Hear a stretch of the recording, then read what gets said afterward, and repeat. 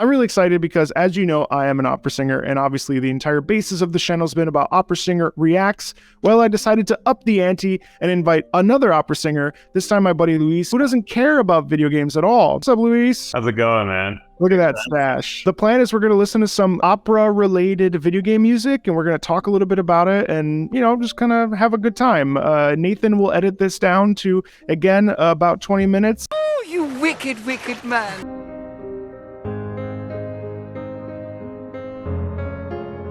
You hear the Beethoven the Sonata? It's the Beethoven Moonlight Sonata, right?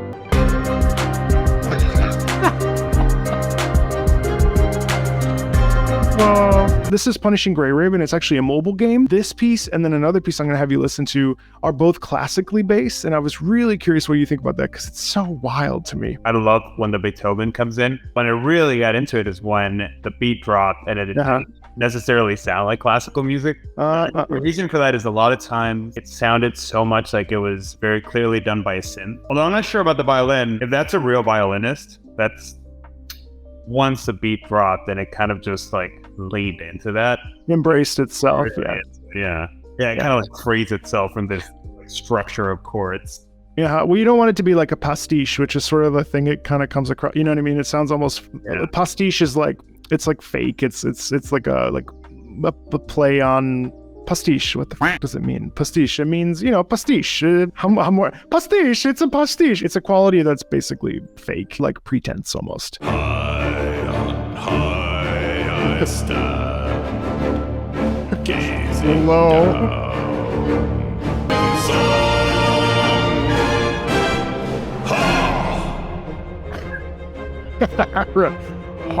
That person singing is like, I don't know. I can't figure out what's going on there. It's clearly a bass, but it's also like vocal fry. I was like, is that actual, like, is he putting any voice on it? But he probably is. I mean, it sounds like the pitches are pretty clearly defined. What's crazy is that doesn't it sound like stuff that we would sing like in a marziale or like something, you know, like I am, you know what I mean? Like it doesn't sound that different from like Ray Vaughan Williams or something. No, and I actually do love the mixing in the beginning with all the brass and the wind. To me, it sounded like that was like an actual studio recording. Heroic. Yeah, it is heroic, right? And because of the like way that the beats are and the way that you're, you know. Yeah. I don't need to tell you that. You know that, obviously. But for those of you that didn't know, that's why it's heroic. Do you agree? Just say yes. Yes. He said yes. He validated me.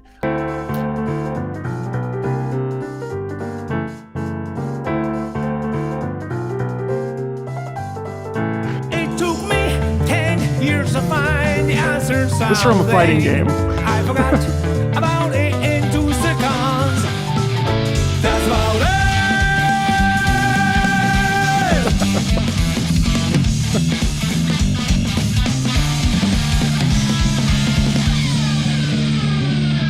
Just wait.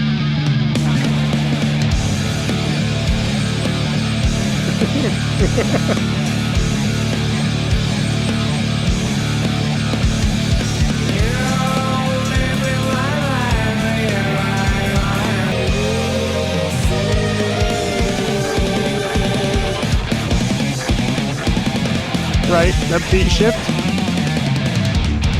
200 eyes on me. There's 100 on me. The truth is not always real. It took me 10 years to find the answers of me. Sharp pivot. About it in 2 seconds.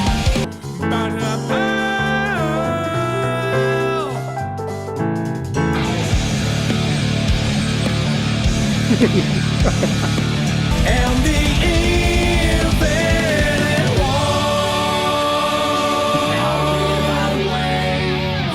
Can you hear it? The pulses of the living. You get some Queen in here, right? It's insane. It's crazy. It's a grand orchestra. It's never the I don't know how. tone. Who wants to stop this? There can be. Story's over. Please don't stop the flow. I drift tonight with one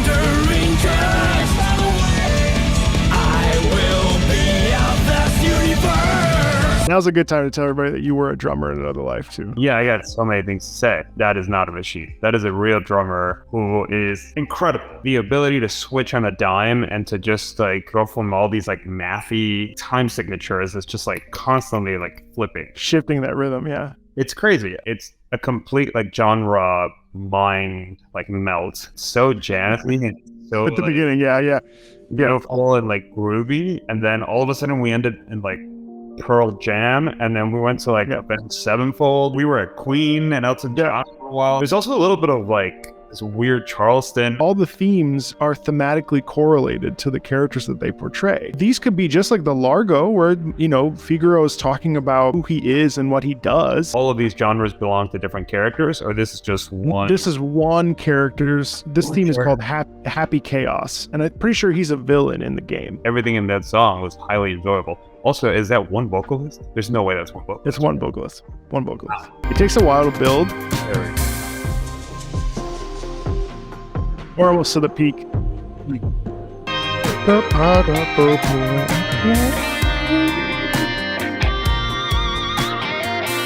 Here it comes.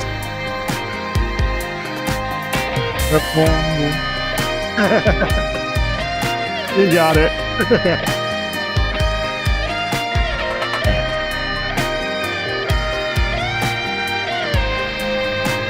That's so funky. I love that. When it comes to like American music, there are very few things that come as close as like a good like 70s rock and roll guitar sound. Those are B flat.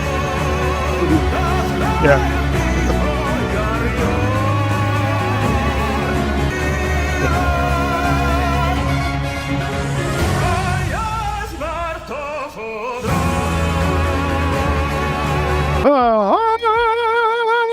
I almost hear it less like they were shooting for opera and more like almost like Queen, this kind of, or like 80s kind of metal rock singing, obviously because of Freddie's love for opera, but it's that kind of like waily, kind of whiny sound. Do you like it? I appreciate the vocalism. Don't come for him, Fire Emblem fans. Don't come for him. I think my brain got a little bit ADD like in the middle of that track. It'll show you how ADD I am, that the one thing that kept me going the whole time was the one thing that was just like bouncing from genre to genre to genre.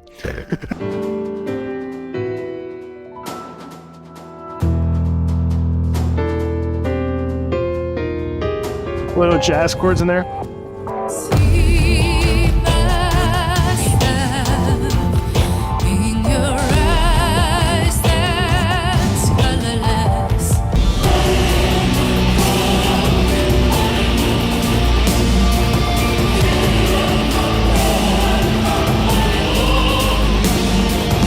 What do you make of that? Is it me, or does that low-key a little bit sound like it could be from a Broadway show? Yeah, it could be Broadway, especially with the chorus underneath. That's very legit sounding, and it's all real singers. You know what I mean? It's not synthesized at all. Depending on the story and depending on the kind of show that you go see on Broadway, the music is very epic. So you can like definitely hear all these sounds. Like it wouldn't.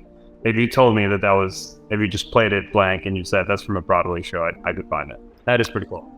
He prefers the pop rock stuff to the opera. Maybe I'm just too snobby when it comes. Maybe you're too snobby. Yeah, you are a snob. It's true. You're like, ooh, it's not Teresa Stratos. It's bullshit. This is Love a nice roll. Like smoky, loungy kind of. Yeah. And then at some point, it almost felt like church music. And I mean that in a good way. Good singer too. Do you think it's because of the Latin, or do you think it's because of just like the way that it's the part writing is actually very like scoring? Yeah, the part writing. Scoring. Yeah, that organ. Talking about being at church.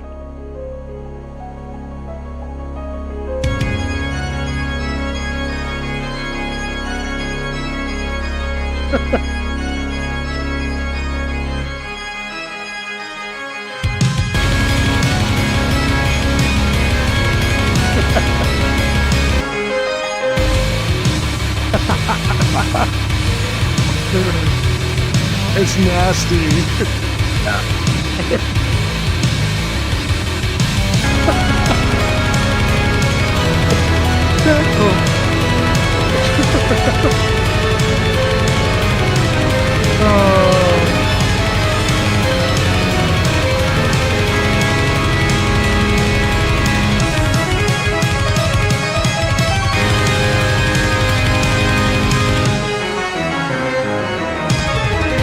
Did you bring me on here and like that made me realize that I don't like classical music? I think so, man. I picked out all the classical stuff. You're like, it's okay. Then I play you this, and you're like, yeah.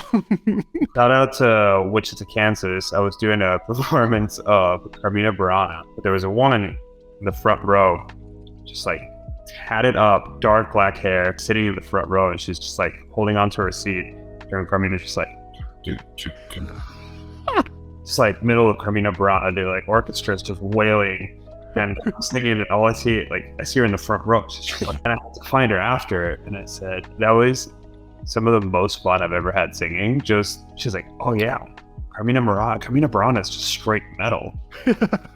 Really is. Incorporating an organ into metal, like it's obviously something that's done. It's such a like interesting concept when you think about it, of taking the sacred, metal is something that was born out of non-sacred music. It was something that was born very much as the antithesis of sacred music. That's exactly it.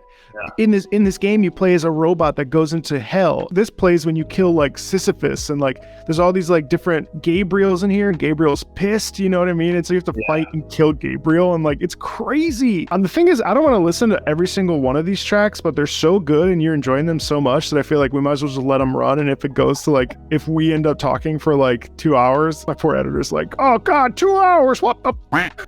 I'm so excited to hear what you think about this. You want to talk about church choir chanting?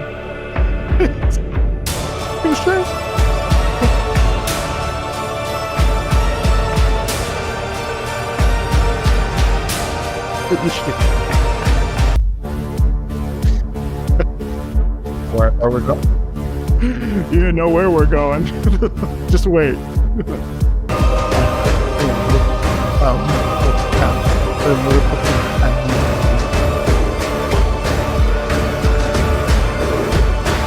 That's demented. I've always enjoyed and appreciated like a good choir. I think it's really like that straight tony blend of choral singing. I find it fascinating and it's very cool. I like the contrast of kind of the industrial, almost like tribal in nature too. It's like, exactly.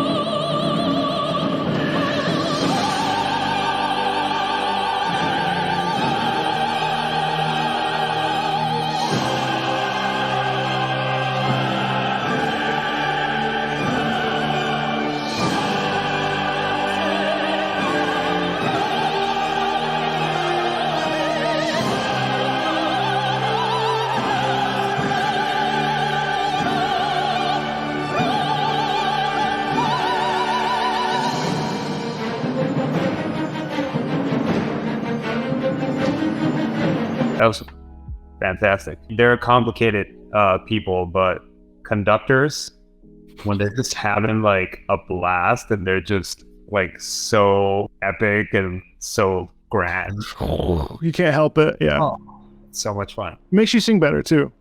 For sure. 100%. I think if anybody enjoys this and you've never seen like a live performance of Carmina Burana, I keep on plugging Carmina Burana. Like look at your local symphony, and the moment they program Carmina Burana, buy yourself a ticket. You won't spread it. Soprano sounds amazing.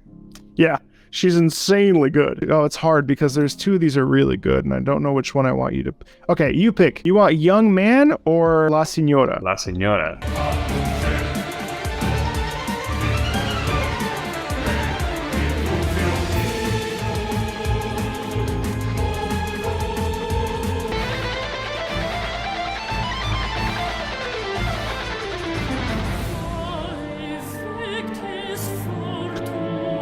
It catches you off guard.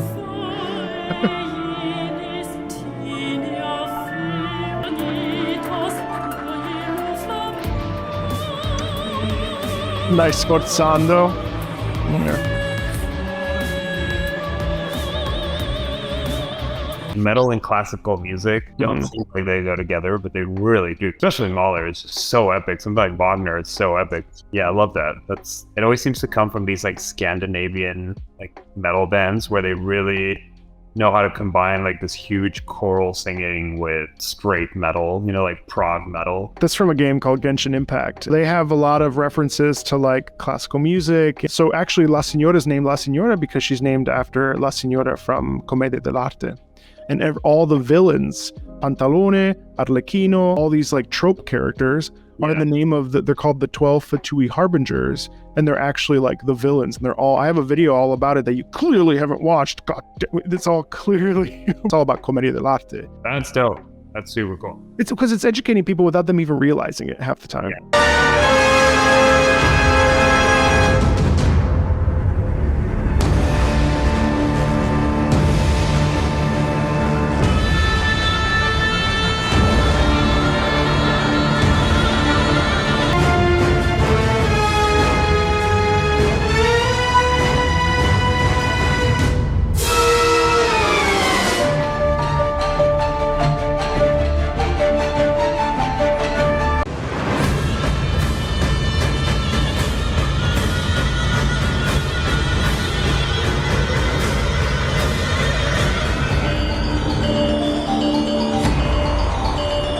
That's wild. They're both chaotic in their own way. The first one just had a lot more cohesiveness between the dissonant parts and like these like epic, beautiful, lush parts, and the second one was just pure chaos, and I love that. I think that's my favorite.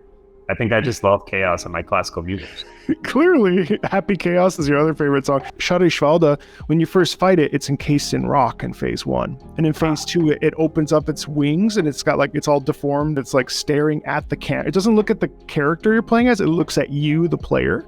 And so it's like horror. Horrifying about that second part of the music, but it's awesome. There's also that kind of wail that like comes out of nowhere, and it's hard to sometimes pick out if that's a voice, if it's a violin, or if it's like an electric guitar. I gotta go back to Punishing Gray Raven and Vanguard Sound because this one, to me, like is the evolution of classical music.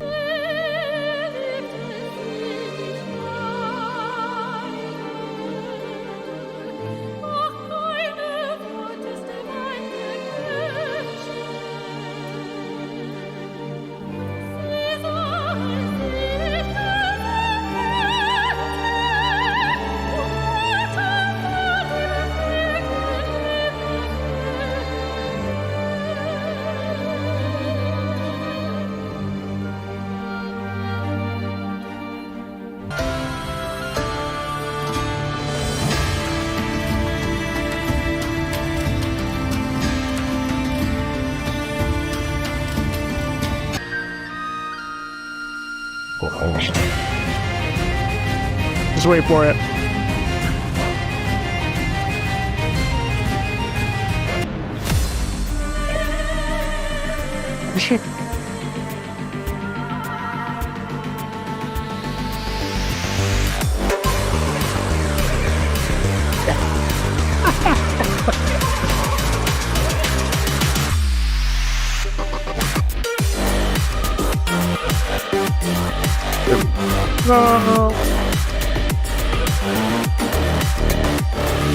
I feel like I just went on a wild journey.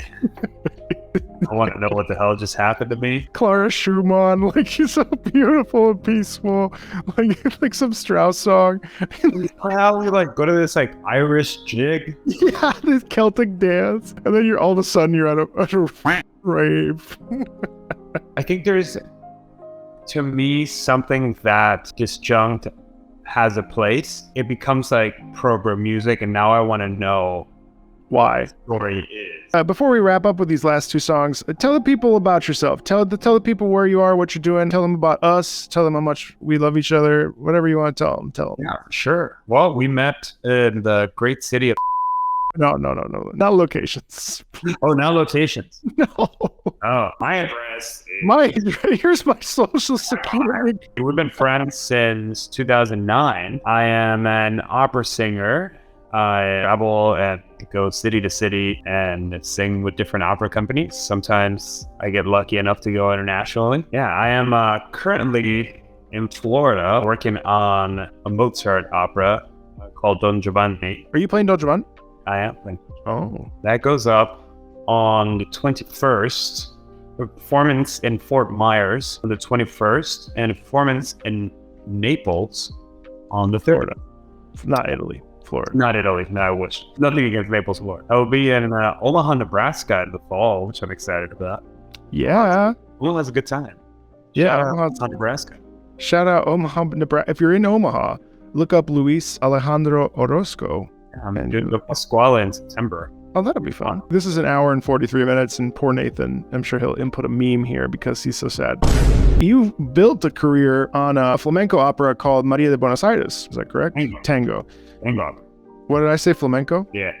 You've built a career. I'm not going to look stupid on my own YouTube channel. Nathan's going to leave this in anyway. You built a career with a tango opera called Maria de Buenos Aires, correct? Like that. You've done that like 30, 50 times. Like you've retired it? Or no? I have semi-retired it. I will do it in Europe. I'll do it in certain places here in the States. But for the most part, I put it to bed. You sing it how many times? Like 20 times? 20. No, that's a lot for an opera singer to sing one role. I think this is an appropriate end to this video game before I ask you my piercing questions about how you feel about video game music after.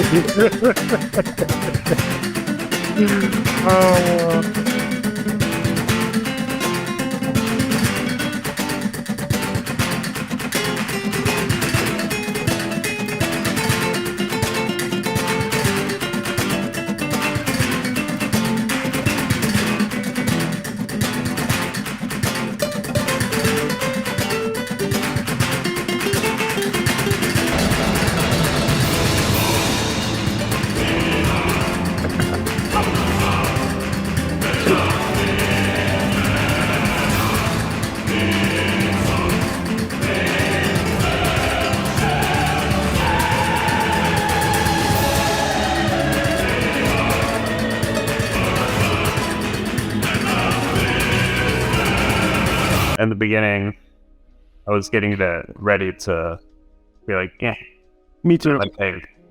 But you knew what you were doing. You reeled me in with that Spanish guitar and the castanets. You knew it would draw me in. We got him. Seriously though, when I first heard it, I was like, okay, God, this is literally like about like planes, like fighter planes, and I was like, this is gonna suck. And then I like listened, and I was like, oh my God. Yeah. I just love it. Just love the Spanish guitar. Yeah. Very few things like it. It's a beautiful sound. I consider this contemporary classical music.